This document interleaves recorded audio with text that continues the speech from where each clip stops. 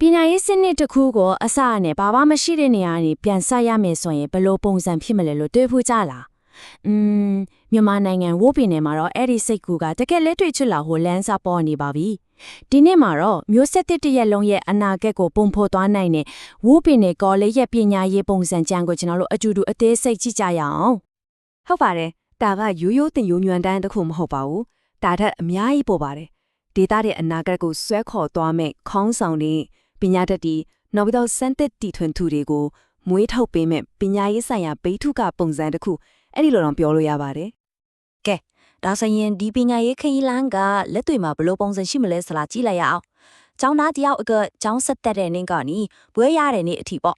သူတို့ရှောက်လန်းရမယ့်လမ်းကြောင်းကိုအကြမ်းဖြစ်နားလည်နိုင်မဲ့အဓိကကြတဲ့ကိန်းကနန်းလေးတွေနဲ့အရင်ဆုံးစလိုက်ကြတာပေါ့ပထမဆုံးအနေနဲ့ကတော့ဒါက၄နှစ်တက်ရမယ်ပွဲတင်တန်းတစ်ခုပါ၄နှစ်ဆိုလို့လေကျောင်းသားတွေအနေနဲ့သူတို့ရွေးချယ်လိုက်တဲ့ဘာသာရပ်တစ်ခုကိုအပိုးရန်လိတဲ့မဟုတ်ပဲတကယ်ကိုနည်းနည်းကျွမ်းချင်းဖြစ်သွားဖို့အချိန်အလုံးအလောရမှာသိကြပါတယ်အဲ့ဒီ၄နှစ်ကိုမှ semester ၈ခုအဖြစ်ထပ်ခွဲထားတယ်ဆိုလိုတာကတစ်နှစ်ကိုစာတင်နှစ်ဝက်နှစ်ခုပေါ့ဒီလိုပုံစံကတင်ကြားရေးကိုစီးချက်စားစိတ်ပြီးရောကျောင်းသားတွေအတွက်လည်းတည်ငြိမ်နဲ့အာရုံစိုက်ပြီးတင်ယူလို့ကောင်းတဲ့ပတ်ဝန်းကျင်တစ်ခုကိုဖန်တီးပေးနိုင်မှာပါနောက်တစ်ခုကဘွဲရဖို့လိုအပ်တဲ့ credit အရေးအတွက်ပါစုစုပေါင်း credit 180လောက်ပြီးမြောက်အောင်တင်ယူရမယ်လို့ဆိုပါရဲ့ဒါက credit 120နဲ့170နဲ့ကြားမှာရှိတာပေါ့ဒီအရေးတွေကဘာကိုပြလဲဆိုတော့ဒါဟာအရေးသွေးမြင်ပွဲတစ်ခုအတွက်နိုင်ငံတကာမှာတတ်မှတ်ထားတဲ့စံနှုန်းတစ်ခုပဲလေဆိုတော့ဒီ college ကပေးမဲ့ပွဲကလည်းမြင်မာတဲ့ပညာရေးအဆင့်တန်းတစ်ခုနဲ့ကိုက်ညီမှာဖြစ်ကြောင်းအာမခံထားတယ်လို့ပါပဲကျောင်းသားတယောက်ရဲ့၄နှစ်တာအချင်းကိုဘလို့ခွဲဝေထုံဆွဲရမလဲဆိုတာကိုဒီမှာကြည့်လို့ရပါတယ်အထူးပြုဘာသာရဲ့တစ်ခုတည်းကိုပဲအာယုစိုက်ခိုင်းထားတာမျိုးမဟုတ်ဘူးနော်အဲ့ဒီစကျေပြန့်တဲ့အထွေထွေပညာရက်တီဌာနရဲ့အဓိကဘာသာရက်တီပြီးကမှကိုစိတ်ဝင်စားတဲ့အထူးပြုဘာသာရက်အဲ့ဒီပြင်သူတေသနာနဲ့လက်တွေ့ခွင့်စင်းလို့ပင်တွေကိုပါဟန်ချက်ညီရော့ဆက်ပေးထားတာပါဒါမှတကယ်ကိုပဲဆွန်ဖွန်ဖြူတဲ့ဘွဲရတယောက်ဖြစ်လာမှာပေါ့အစောအုံတစ်လုံးမှအုံမြင့်ကအရေးကြီးဆုံးပဲမဟုတ်လားအဲ့ဒီလိုပဲဒီပညာရေးအစီအစဉ်မှာလဲခိုင်မာတဲ့အခြေခံအုံမြင့်ကိုအရင်ချပါတယ်ဆိုတော့ကျောင်းသားတွေကသူတို့ရဲ့အထူးပြုဘာသာရက်တွေကိုမရွေးချယ်ခင်မှာကျောင်းသားအားလုံးအတူတူတင်ယူရမယ်အသိပညာအခြေခံကိုအရင်တိဆောက်ကြရမှာပါကျောင်းသားတယောက်ကနောင်တစ်ချိန်မှာဘာသာဗီလကိုပဲလေ့လာပညာရေးကိုပဲလေ့လာဘယ်လမ်းကြောင်းကိုပဲရွေလူတိုင်းကဒီရေးခီးတဲ့ဘာသာရက်တွေကိုအရင်ဆုံးသင်ကိုသင်ရမှာပါဥပမာ academic english တို့ IT အခြေခံတို့ဝေဖန်ပိုင်းချတွေးခေါ်မှုတို့လိုမျိုးပေါ့ဒီဘာသာရက်တွေကဘာလို့ပေးမလဲဆိုတော့ကျောင်းသားတိုင်းတောင်မရှိမဖြစ်လို့အတဲ့တွေးခေါ်နိုင်စွမ်းဆက်သွယ်ပြောဆိုနိုင်စွမ်းနဲ့သူတေသနာစွမ်းရည်တွေကိုပေးမှလီဒါတွေကဘွဲရတယောက်တကယ်ကိုအရေးပါတဲ့လက်နက်တွေပဲပေါ့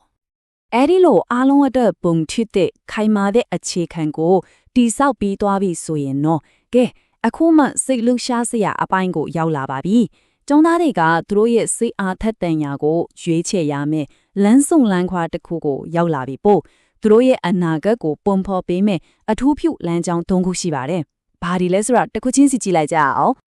ပထမဆုံးလမ်းကြောင်းကတော့ဘာသာစကားနဲ့ဘာသာဗေဒဝိဇ္ဇာပွဲပါဒါကစကလုံးတွေရဲ့စွမ်းမကာကိုစိတ်ဝင်စားတဲ့သူတွေအတွက်ပေါ့လူတွေဘလို့ဆက်သွယ်ပြောဆိုကြတယ်လဲဘာသာစကားတစ်ခုရဲ့နောက်ွယ်မှာရှိတဲ့နည်းနည်းတဲ့ဖွဲ့စည်းပုံတွေနဲ့ယဉ်ကျေးမှုဆိုင်ရာအရေးပါမှုတွေကိုစူးစမ်းလေ့လာမှာပါဒီဌာနမှာဘာတွေသင်ရမလဲဆိုတော့ဘာသာဗေဒမိတ်ဆက်လို့ theory ပိုင်းတွေကနေစပြီးကွင်းစင်းဘာသာဗေဒလို့လက်တွေ့ကြတဲ့ဘာသာရပ်တွေအထိကုန်ပါတယ်အဓိကကစာတွေ့ရောလက်တွေ့ရောပေါင်းဆက်ပေးထားတာပဲဒီလိုပေါင်းဆက်မှုကြောင့်ကျောင်းသားတွေဟာသဘောတရားတွေကိုနားလည်ုံတတ်မဟုတ်ပဲတကယ်လက်တွေ့ဘဝမှာပါပြန်အသုံးချနိုင်တဲ့အရေးချင်းတွေရသွားမှာပါဒုတိယလမ်းကြောင်းကတော့ဘာသာရေးလေးလာမှုပညာဝိစာဖွဲ့ပါဒါကတော့ဘာသာရေးအထူးသဖြင့်ဗုဒ္ဓဘာသာဆိုင်ရာလေးလာမှုတွေကိုနည်းစိတ်ဝင်စားသူရဲ့အထောက်ပေါ့ဒေတာရဲ့ယဉ်ကျေးမှုနဲ့တွေးခေါ်အမွေအနှစ်တွေကိုစူးစမ်းကျင်တဲ့သူတွေအတွက်ဆိုရင်တော့ဒါကအကောင်းဆုံးရွေးချယ်မှုတစ်ခုဖြစ်ပါလိမ့်မယ်ဒီဌာနမှာကအတွေ့အကြုံမျိုးစုံကိုပေးမှာနော်ကျောင်းသားတွေဟာရှေးကြတဲ့ပိဋကကျမ်းစာတွေကိုစမ်းစစ်လေ့လာရမယ်ပါဠိဘာသာအခြေခံကိုသင်ရမယ်နည်းတဲ့အတွေ့ခေါ်ဆိုင်ရာမိကွန်းလေးနဲ့လည်းဖြေရှာရမယ်ပြီးတော့ဘုန်းကြီးကျောင်းတွေယဉ်ကျေးမှုနာမည်တွေကိုကွင်းစင်းလေ့လာပြီးဒီအစင်လာတွေလက်တွေ့မှာဘယ်လိုရှင်းတန်နေလဲဆိုတာကိုကိုယ်တိုင်မြင်တွေ့ရမှာပါတတိယနဲ့နောက်ဆုံးလမ်းဆောင်ကတော့အနာဂတ်ကိုကိုယ်တိုင်လက်နဲ့ပုံဖော်မဲ့သူတွေရဲ့တပါဟုတ်ပါတယ်ဒါကတော့နောက်မျိုးဆက်သစ်ဆရာမတွေနဲ့ပညာရေးခေါင်းဆောင်တွေကိုမွေးထုတ်ပေးမဲ့ပညာရေးပွဲ B-edit အစီအစဉ်ပဲဖြစ်ပါရဲ့ဒီဌာနရဲ့အဓိကပန်းတိုင်ကတော့ရှင်းလေးပါထူးချွန်တဲ့ဆရာမတွေဖြစ်လာအောင်လေ့ကျင့်ပေးဖို့ပါပဲတင်ယုံညွန်းနှမ်းရေးဆွဲတာစာသင်ခန်းကိုစီမံခန့်ခွဲတာတွေကအစတကယ်ကျောင်းထဲမှာလက်တွေ့ကျောင်းဆရာအလုပ်တင်ဆင်းရတဲ့အထိအကုန်ပါဝင်ပါတယ် ဆိုတော့ဒီကပွဲရဲသွားရင်ကိုစာတင်ကိုင်းတွေကိုယုံကြည်မှုရှိရှိနဲ့ဝင်သွားနိုင်အောင်အပြည့်အဝပြင်ဆင်ပေးမှာပါ ကဲဒါဆိုရင်ចောင်းသားတွေဘာတွေတင်ရမလဲဆိုတာကိုကျွန်တော်တို့တွေ့ခဲ့ပြီးပြီပေါ့အခုမေးစရာရှိတာကသူတို့ရဲ့တင်ယူမှုတွေကိုရောဘယ်လိုတိုင်းတာအခဲဖြတ်မလဲနောက်ဆုံးဘွဲလက်မတဆောင်နာဖို့ဘာဒီလိုရမလဲအဲ့ဒီဘွဲရရှိရဲ့လမ်းကြောင်းကိုဆက်ကြည့်လိုက်ကြရအောင် ဒီကဲပြက်စနစ်ကဒေါ်လေးဟန်ချက်နေပါတယ်ကြည့်လိုက်ပါအောင်မတ်ကနှစုံစာမေးပွဲစကူတေးပေါ်မှာပဲ40ရာခိုင်နှုန်းပဲမှုတည်တယ်နောက်ထပ်40ရာခိုင်နှုန်းကတနည်းပတ်လုံးလောက်ရတဲ့ assignment တွေ class participation တွေလို့စဉ်ဆက်မပြတ်အကဲဖြတ်မှုတွေကလာတာပါကျန်တဲ့20ရာခိုင်နှုန်းကတော့ဒုတိယတနနဲ့စီမံကိန်းနဲ့အထက်ပေါ့ဒီလိုလှုပ်ထားတော့ဖျားညားတဲ့စာမေးပွဲတစ်ခုတည်းနဲ့အဆုံးရှမပေးပဲကျောင်းသားကရဲ့အရေးချင်းကိုတနည်းလုံးရဲ့စ조사အထောက်မှုနဲ့တိုင်းတာတဲ့အထက်ပိုပြီးမြတ်တတ်မှုရှိရမော့ ဘွေးတစ်ခုရဖို့တဲ့ရှင်းလင်းတဲ့အဆင့်ဒီအဆင့်ကိုကြော်ဖြတ်ရပါမယ်ပထမဆုံးလိုအပ်တဲ့ credit တွေအားလုံးကိုအောင်မြင်အောင်လုပ်ရမယ်ဒုတိယအနေနဲ့အလုပ်တင်စင်တာကိုအောင်မြင်စွာပြီးဆုံးရမယ်တတိယအဆင့်ကတော့ကိုယ့်ရဲ့ဘွဲ့အယူခြင်းကိုကာကွယ်တင်ပြရမှာပါ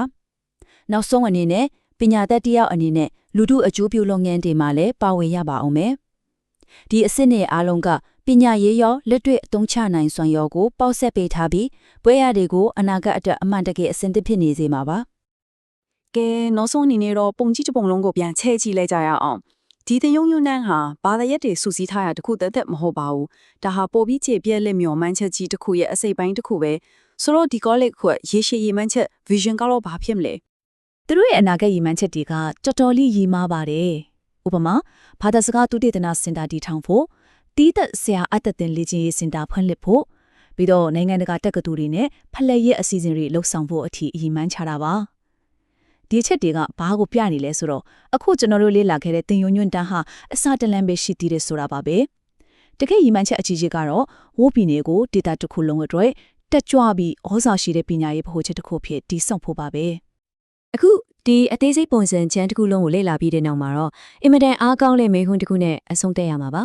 ဒီတင်ယုံညွန့်တန်းကဝယ်ပြီးနဲ့အနာဂတ်မျိုးဆက်သစ်ခေါင်းဆောင်တွေနဲ့ပြည်လာရှင်တွေကိုတကယ်ပဲဘယ်လိုပုံဖော်ပေးသွားနိုင်မလဲအဲ့ဒီဖြစ်ကတော့ကျွန်တော်တို့အားလုံးလာမယ့်နေ့ဒီမှာစောင့်ကြည့်ရလို့မှာပါ